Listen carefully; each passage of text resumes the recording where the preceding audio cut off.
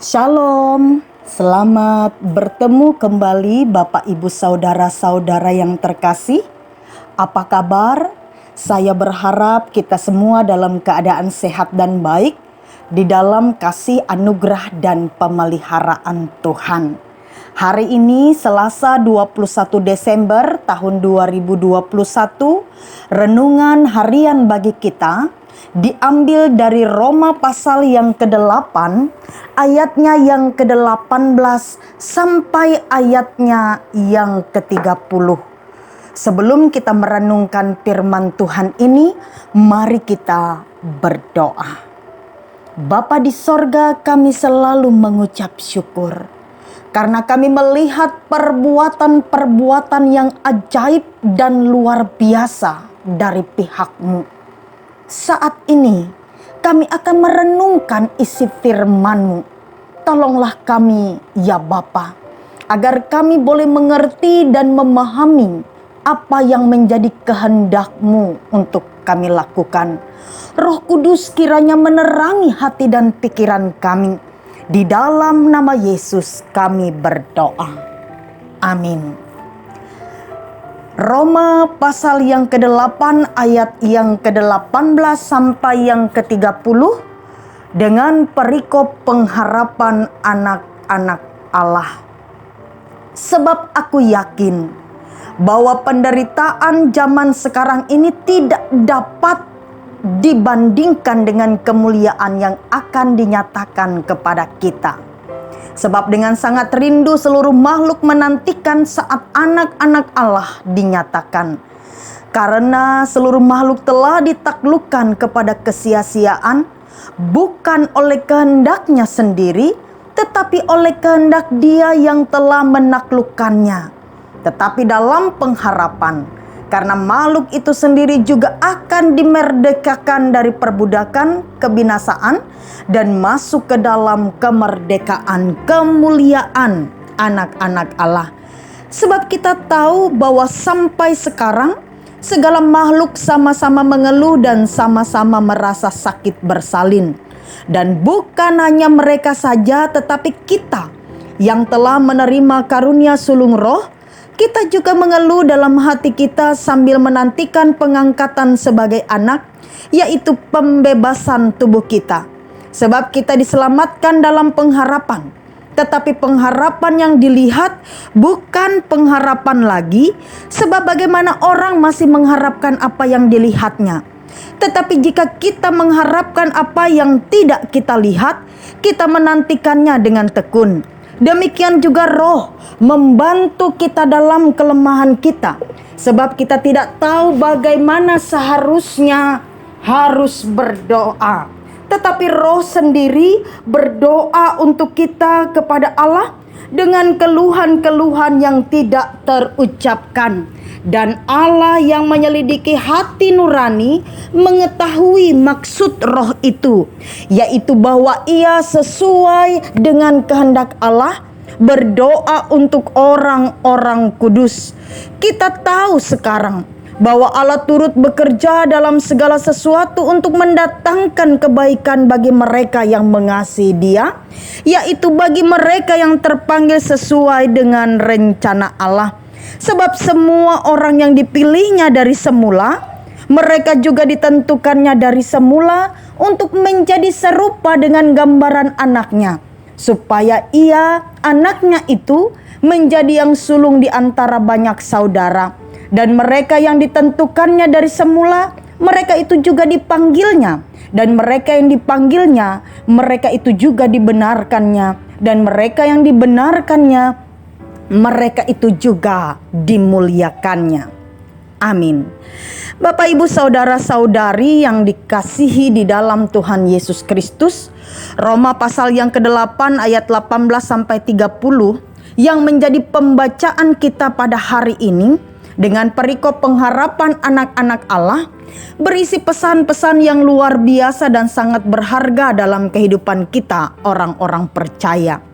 Rasul Paulus ingin dalam perjuangan hidup untuk mencari perkenanan Allah, yang tentunya pasti akan banyak menghadapi tantangan atau hambatan, baik dari dalam diri orang percaya itu sendiri atau dari luar dirinya.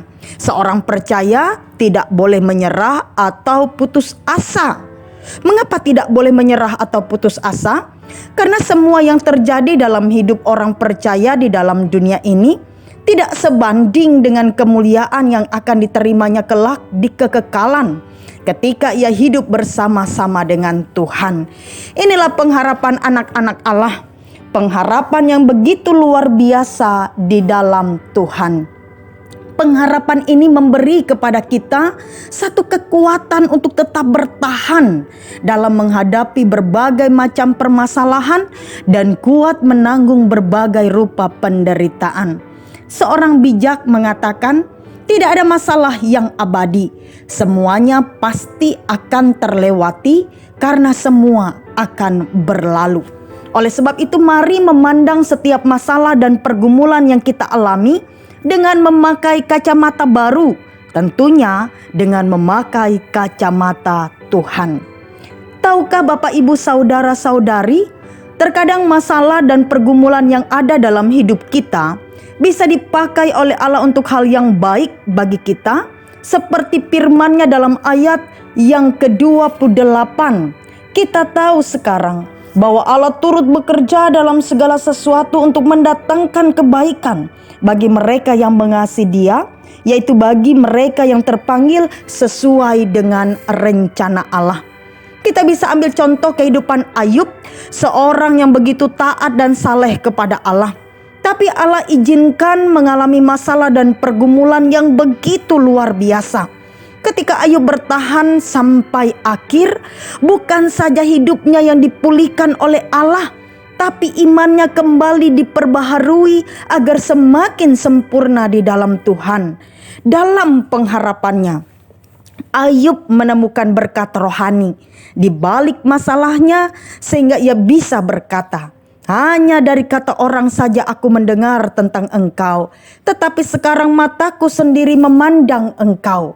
Pernyataan ini bisa kita temukan dalam kitab Ayub pasal yang ke-42 ayat yang ke-5.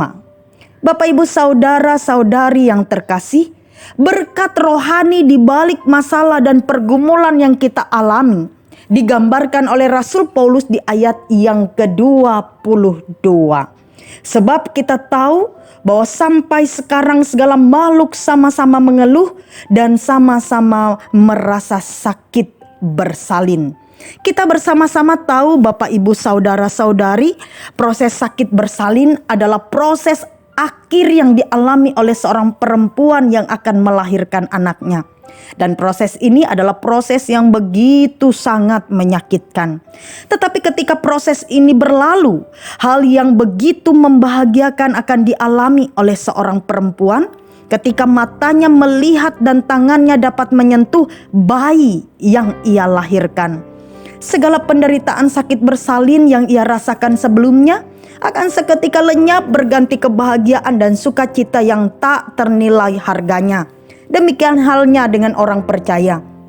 Segala pergumulan, masalah yang kita hadapi selama kita hidup di dunia ini, kita alami seperti kita sedang sakit bersalin. Jika kita tetap sabar dan tetap menaruh pengharapan kita kepada Tuhan, pada akhirnya kita akan merasakan sukacita luar biasa. Karena upah dari ketaatan dan kesetiaan kita akan memperoleh hidup kekal abadi bersama dengan Yesus Tuhan. Nah, Bapak Ibu, saudara-saudari yang terkasih, saya mengajak kita untuk terus berpengharapan apapun keadaan kita saat ini. Seperti Rasul Paulus juga mengajak orang percaya di Roma agar terus berpengharapan di dalam Tuhan walaupun pada waktu itu karena iman mereka harus mengalami penderitaan. Saya mengajak kita untuk terus nantikan Tuhan dalam hidup kita. Ia telah berjanji akan datang kembali untuk kita. Janjinya pasti akan Ia tepati. Dalam pengharapan dan penantian akan kedatangan Tuhan di Minggu Adventus yang keempat ini, mari kita mempersiapkan diri kita dengan baik, agar kita orang-orang percaya yang telah dipilih ditentukan dari semula untuk menjadi serupa dengan gambaran Tuhan Yesus Kristus. Ketika Tuhan Yesus Kristus datang kembali, menemukan kita dalam keadaan suci dan kudus, tidak bercacat dan cela di hadapannya, sehingga kita layak dibenarkan dan dimuliakan bersama-sama dengan Dia. Tuhan Yesus memberkati kita. Amin.